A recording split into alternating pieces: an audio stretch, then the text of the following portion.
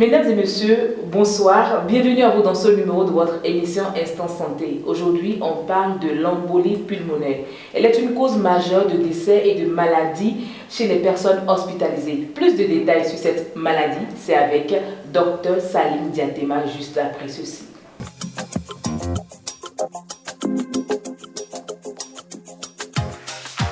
Bonsoir Dr Diatema. Bonsoir Yasmine. Alors, comment peut-on définir une embolie pulmonaire? Merci. Déjà, au niveau des poumons, il y a un système d'artères qu'on appelle les artères pulmonaires qui permet de transporter le sang pauvre en oxygène du cœur vers les poumons pour être enrichi de nouveau en oxygène.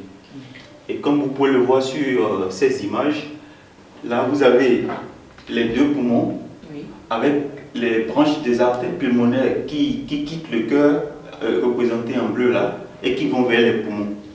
Et rien ne doit entraver la circulation sanguine à l'intérieur de ces artères pulmonaires. Dans plus de 90% des cas, le caillot part des pieds, donc des membres inférieurs, comme vous pouvez le voir là. Le caillot se forme et se décolle et migre vers le cœur.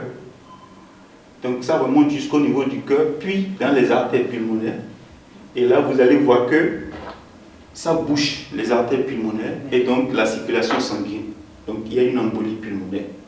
Au bout de combien de temps ça devient dangereux pour l'individu? Ah oui, dès qu'il y a l'embolie pulmonaire, les premiers symptômes peuvent déjà se sentir, donc c'est une urgence. Il faut consulter un médecin.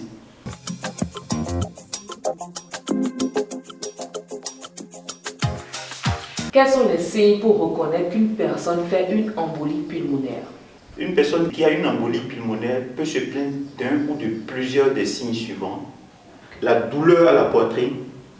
Souvent, c'est une douleur qui se situe en bas des côtes. Ça peut être un côté ou les deux à la fois.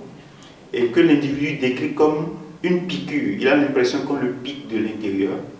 Et lorsqu'il essaie d'inspirer fort, il sent que la douleur s'accentue. Comme une partie du poumon est touchée par une embolie pulmonaire, donc il ne participe plus à l'oxygénation du sang, l'individu commence à manquer d'oxygène, donc il y a une difficulté à respirer. Et le cœur, pour compenser cette difficulté à respirer, va commencer à battre plus vite et l'individu peut avoir l'impression d'avoir des palpitations. Il peut également exister une toux, et cette toux peut s'accompagner de crachats qui contiennent du sang, ce qu'on appelle une hémoptysie. Il peut y avoir des vertiges, et lorsque l'embolie pulmonaire est vraiment grave, l'individu peut faire une syncope.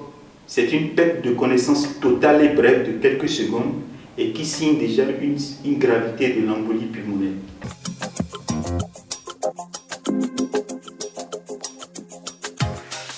Alors, quel est le traitement pour soigner une embolie pulmonaire? D'abord, pour dire un mot du traitement, c'est important de rappeler que l'embolie pulmonaire est une urgence cardiovasculaire. Et donc, dès qu'on a l'un des signes dont on vient de parler, il faut consulter rapidement un médecin. Et lorsque le diagnostic est confirmé, il existe des traitements efficaces sans séquelles lorsque ce traitement est démarré tôt. Et on utilise des médicaments qu'on appelle les anticoagulants. Donc, ça peut être des médicaments par injection et comme des comprimés. Et lorsque l'embolie pulmonaire est grave avec risque de décès du patient, on utilise d'autres formes d'anticoagulants plus puissants. Et dans ce cas, on dit qu'on va thromboliser le patient. Donc, c'est des médicaments qui vont permettre de détruire rapidement le caillot pour établir une circulation normale au niveau des artères pulmonaires. Alors, parlons de diagnostic. Quelle est la durée pour savoir que c'est si urgent qu'il faut aller voir le médecin? Il n'y a pas de durée. À partir du moment où vous avez les premiers symptômes de la maladie, c'est déjà une urgence. Il faut consulter.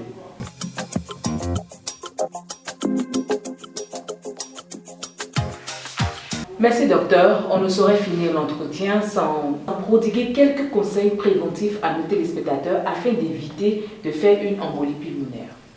Très bien. Les conseils, déjà, c'est les conseils permettant d'éviter les facteurs qui favorisent la formation de caillots dans les veines et qui peuvent se compliquer d'une embolie pulmonaire. Et donc, ces facteurs favorisants, c'est la sédentarité. Donc, il faut éviter la position assise ou debout prolongée. Il faut éviter de porter des vêtements trop serrés tout le temps. Il faut éviter le surpoids ou l'obésité, surtout lorsque le surpoids et l'obésité est associé à la sédentarité. C'est des facteurs qui favorisent l'embolie pulmonaire. Et à l'endroit des femmes, il faut éviter la prise abusive de médicaments contraceptifs, des pilules, sans prescription médicale et sans suivi médical. Autre type de conseil, c'est de bien traiter tout problème de membre. Ça peut être une entorse, une fracture, ou bien des gens qui ont une fracture et qui portent des plâtres. Ils doivent être bien suivis parce que c'est des situations qui peuvent faire former des caillots et se compliquer d'embolie pulmonaire. Si vous souffrez d'une insuffisance veineuse, il faut bien vous faire traiter et porter tout le temps les balles de compression lorsque vous êtes en activité. Et je vais finir par un clin d'œil chez nos femmes enceintes, des accouchées récentes.